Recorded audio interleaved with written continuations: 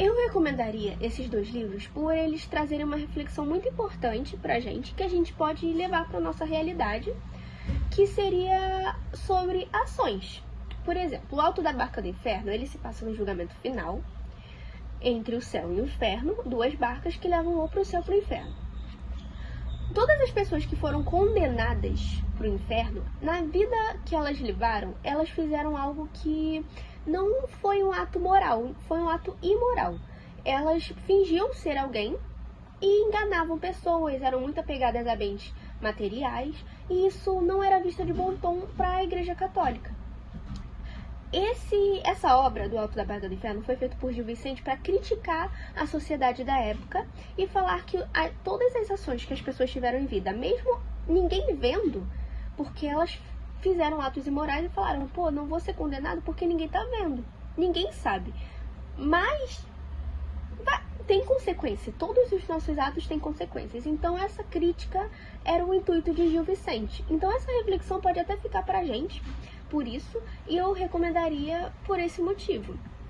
Um aspecto que eu não achei legal na obra seria que o judeu, que foi condenado ao inferno, foi dado como vilão só por não ser católico. Ele foi condenado por não seguir os princípios da Igreja Católica. Então, seria um aspecto que eu não gostaria muito. Mas, como foi feito numa época que era intolerante, a gente pode entender. Por isso, outro motivo seria a compreensão do contexto histórico que foi escrito, porque a gente pode tirar conteúdos históricos na obra do Alto da Barca do Inferno. A gente pode tirar que o catolicismo era mais valorizado, que o catolicismo era predominantemente na época. Ele foi feito numa época de transição entre o trovadorismo e o classicismo, que foi o humanismo, e esses aspectos são muito bons para a gente poder ler esse livro, essa obra e entender. Já o Santo Inquérito, ele foi feito com o intuito de criticar a perseguição, a opressão da época da Inquisição. Então foi uma crítica mais para a igreja do que voltado para a sociedade. Eu recomendaria esse livro por causa da reflexão que pode trazer sobre intolerâncias religiosas no dia de hoje. Porque hoje em dia tem muita intolerância religiosa, não com as religiões evangélicas, católicas, protestantes. É mais contra a matriz africana.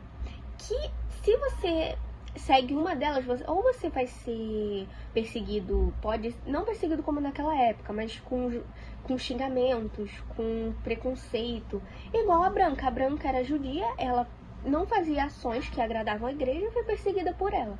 Então esse livro foi bom, que eu li, foi bom para entender e relacionar esse contexto com a nossa realidade. Eu recomendaria por esse motivo.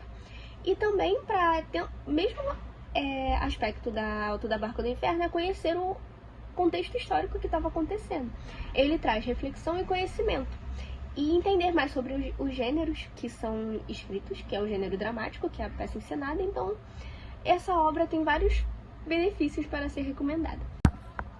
Essas duas obras se dialogam muito entre si e tem pontos em que elas se afastam.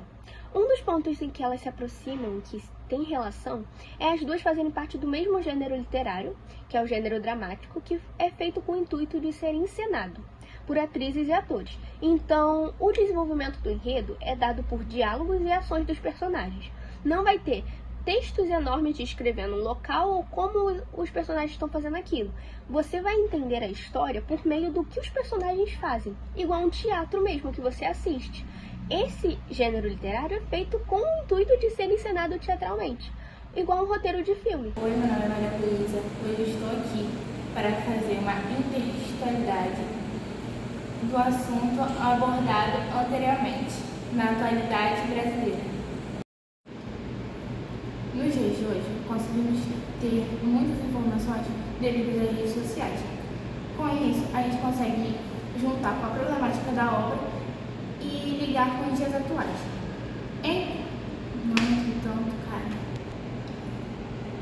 Nos dias de hoje, temos muitos acessos às informações por causa das redes sociais. Com isso, conseguimos pegar a problemática da obra e juntar com os dias de hoje. Dando um exemplo, temos muitos relatos hoje nos noticiários. Um contraventor da Baixada Fluminense que ele acha que a sua religião é verdadeira e única, oprimindo as pessoas que vivem naquela comunidade, não deixando elas ter nenhum tipo religioso sem ser dele, quebrando vários tipos de templos religiosos, igrejas e etc. Esse contraventor fala que ele é evangélico, sendo que ele usa um símbolo específico para isso. E isso faz ele ser, desculpa a palavra informal, mas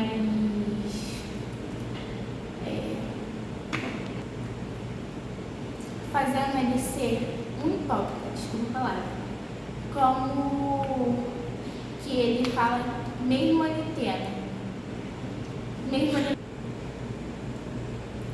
isso fazendo ele ser um hipócrita, porque ele mesmo não segue o que a religião dele acredita, e fazendo as pessoas sendo oprimidas e sendo escondidas da sua religião, não querendo ter uma opinião própria, não deixando as pessoas ter sua opinião própria.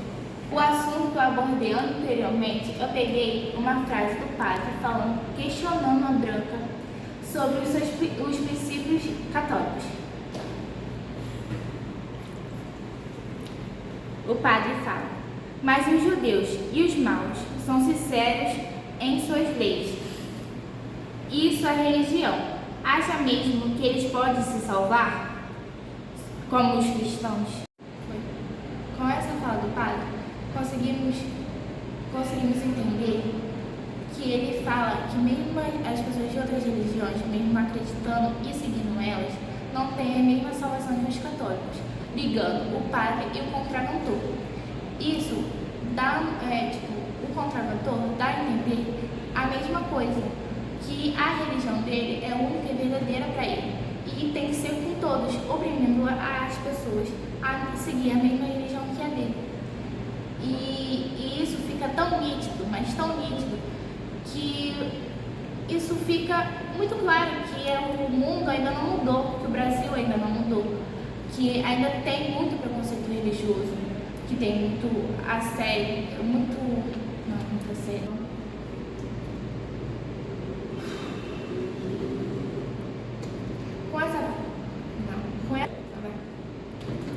Com essa fala do padre, conseguimos compreender que mesmo a pessoa de outra religião seguindo e acreditando nela, não tem a mesma salvação que os católicos, ligando o contraventor com o padre. E isso dá a entender que eles acham que a religião deles é mais importante que as outras. Bom, o livro começa com a personagem principal, que se chama Branca, com o seu pai, que se chama Simão, o seu noivo, que se chama Augusto, e o padre, que se chama Padre Bernardo. Esse padre vai ser muito importante nessa obra, pois ele vai ter um vínculo que eu estou dizendo não é de romance, não, mas é que a trama vai rodar em torno deles dois. O livro começa com a Branca num julgamento dela, e ela está num julgamento numa praça, então ela está sofrendo essa humilhação na frente de muitas pessoas.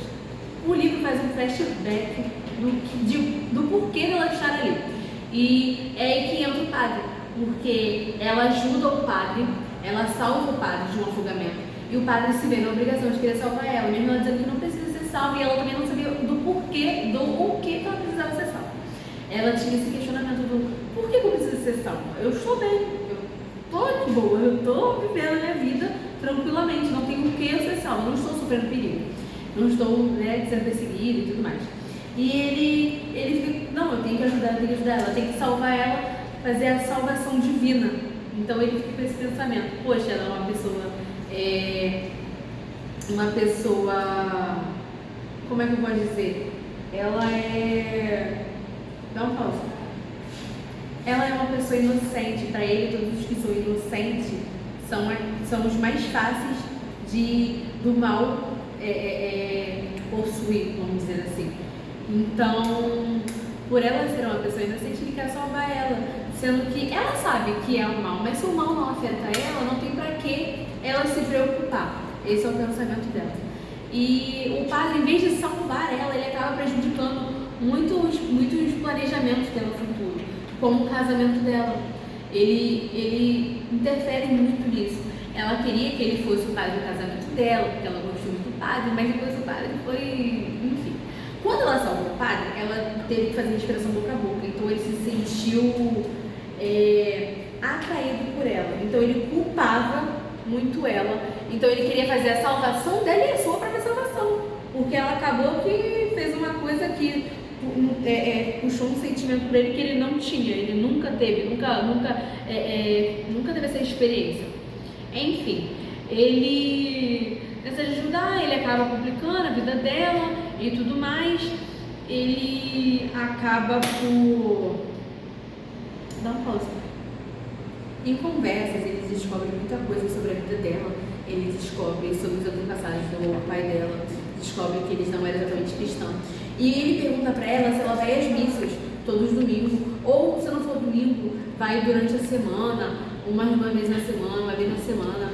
E ela diz que não, mas que ela tem Deus na vida dela e que ela vê Deus em todas as coisas boas, porque Deus está em tudo que é bom e também está no que é ruim. Mas essas coisas que ele está no que é ruim, futuramente é um aprendizado. Então ela não vê como um mal. Vai ser ruim naquele momento, mas futuramente é um aprendizado. E quanto mais ela conversa com o padre, conversando, ela cita muito o Augusto, então, que é o noivo dela. Ela cita muito ele. E o padre vê isso como errado, porque ela cita muito o noivo dela, mas não cita muito Deus, o Todo-Poderoso. Ela não cita muito ele. Ela deixa mais de escanteio. É como se ela fosse... Como é que eu posso dizer? Tem uma palavra muito específica. É como se ela fosse muito devota ao Augusto e não a Deus, que era quem ela deveria ser. Mas ela tem ele em suas orações. Toda noite ela faz uma oração. É só ela e Deus, Deus e ela. Naquele mundinho dela, quietinha. Não quer dizer que por ela não ir às missas todos os domingos, ela não acredita em Deus. Mas não posso. Enfim, a partir disso tudo, ela vai para o julgamento, ela acaba morrendo por ser acusada de coisas que ela não fez, coisas que para o cristão, né, para o cristianismo, não eram certas.